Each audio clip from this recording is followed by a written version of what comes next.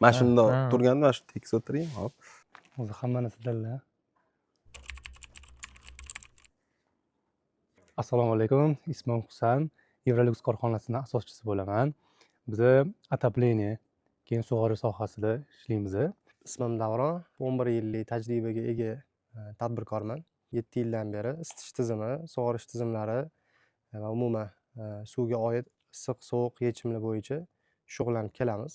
Men sotuvchiman. Chakana savdo bilan shug'ullanamiz. Xudo xohlasa отопление sohasi bo'yicha. Ismim Fazliddin. Yo'nalishimiz o'sha отопительный sistema, isitish mollarini sotamiz. Отопление sohasi bo'yicha, issiq suv, sovuq suv yo'nalishi bo'yicha-da. Ismim Jahongir. 7 yildan beri shu santexnika mahsulotlarini sotaman. Adashmasam 4 yildan beri Cleones kompaniyasi bilan hamkorlikda ishlayapman. Xudoga shukr, bu birinchi soham. Xudo xohlasa litsenziya bitirganimizdan keyin birinchi kirgan soham shu bo'yicha qolib ketdi. Nasibamiz mana shu sohada ekan. Shunday yurimiz 13 yildan beri. Chet elda o'qib yurgan paytlarimda talaba bo'lganman. Talaba bo'lgan paytimda har xil ishlar qilib ko'rganman. Ham pitsa ishlaganmiz, ham ofitsiant bo'lib ishlaganmiz, ham guruchchi bo'lib ishlaganmiz. Keyin tozalash ishlarida ham ishlaganmiz, ofislarda, har xil yo'nalishda. Ipodrom bozorga chiqqanman 4-sinfimdan. 6-7-sinfdan o'sha bozorda o'zim narsa olib kelib, o'zim sotishni boshlaydim. Bozorlarga chiqqanmiz, ustachilik qilganmiz. 3 oylik kanikullarda maktab paytlar shunaqa. Mebelda ishlaganman. Yo'q, asosan shu sohaga kirganman. Undan oldin o'qiganman. To'g'risini aytaman, dastavka xizmatida ishlaganman.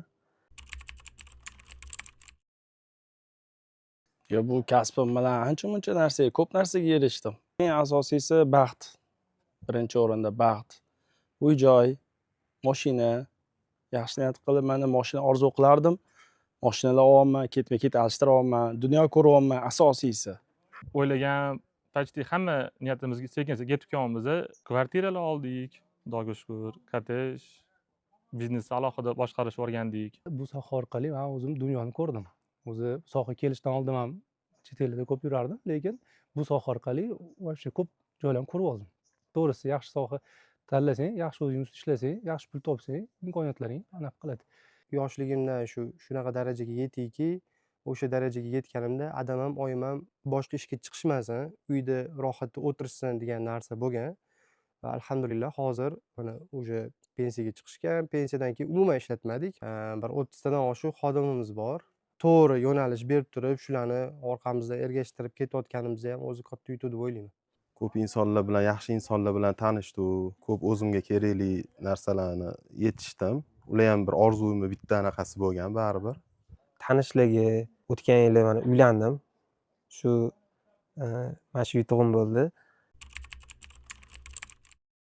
Soha rivoji uchun xudo xohlasa proyektni ham yo'lga qo'yganmiz. Klientlarga hammaga manfaat yordamimiz tegishi uchun iloji boricha xatolarni ustidan ko'proq ishlab kelyapmiz. Bu sohani shunaqa rivojlantirmoqchimizki, bizning yo'nalishimizda birinchidan O'zbekiston, butun O'zbekiston tanisin. Yosh avlod bizdan keyin o'sib kelayotgan jiyanlar, misol uchun ko'chada yurgan bolalar, ularni ham zo'r tarbiya qilib, bizani shu jamoamiz kengayib, bezrabotisani to'ldirish bor, shunaqa narsaga anaqa erishmoqchimiz. Korxonamizda bir 5-7 yillik kattaroq strategiyasi bor. Evrolux bu shunchaki mahsulotlar oldi sottisi emas, bir kattaroq ekotizim yaratish niyatimiz bor.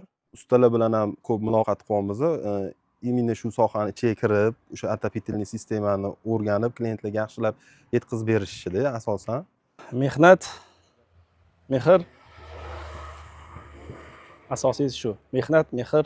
Bizning rejamiz shu ustalarga ko'proq o'zimizni bilgan mana Yevropada, Turkiyada o'sha ishlatilayotgan bilimimizni yetkazish maqsadi deb o'ylayman. O'shanda ular ham o'sha mana shu sohaga ko'proq rivojga ular qo'shishadi. Ish men uchun pul topish vositasi. Men uchun ish juda muhim. Nima deydi, 24 soat ishlash tarafdori emasman o'zi umuman. Menimcha oilani tanlayman. Men katta поддержка oilada deb baribir. Oilani tanlagan bo'lardim. Oilani tanlayman. Oila, ish ikkinchi darajali. Albatta, avvalo oilani tanlayman. Menimcha hamma qator ota-onamiz bo'lsa kerak. Birinchi ota-onam olib kelgan bo'lardim. Onammi, otammi? Birinchi o'rinda otamni, onamni borib ko'rsatishni o'zi niyat qilib yurdim o'zi. Ota-onam. onamni olib kelgan bo'lardim. Biz uchun ideal namuna deydi. Mana shunaqa ma'noda qarab turamiz. Chunki dastlabki hisob-kitob, mol-tovar har doim borligi uni Xudo xohlasa yaxshi. Safarda juda ko'p insonlarni olib kelyapsizda, safarga klimas olib kelyapti. Juda zo'r joylarga boryapmiz.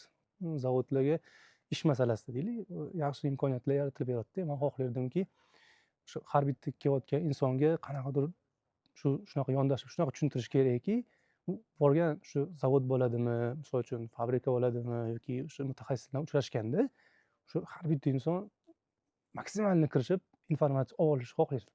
Chunki ko'p kuzataman, harakat qilinadi, lekin shu do'konchilar tarafdagi ustalardan tarafdan kirishib, yondashib, o'rganish uchun katta imkoniyat. Qachon yana keladi bu yoqqa, qachon yana zavodga kiradi. O'sha xohlardim. Shu klimanes balkim qanaqadir shablonli instruksiyalar beradimi yoki shunaqa tayinlab keladiki o'sha yerdan. Voy, senga hozir zo'r imkoniyat beryapti, savdoni zo'r rivojlantiradi bu. Usta bo'ladimi, boshqa bo'ladimi, o'shani qilgin, chuqurlashgin, prosta o'tib ketmagin degan fishka berib qo'yishni tavsiya qilardim.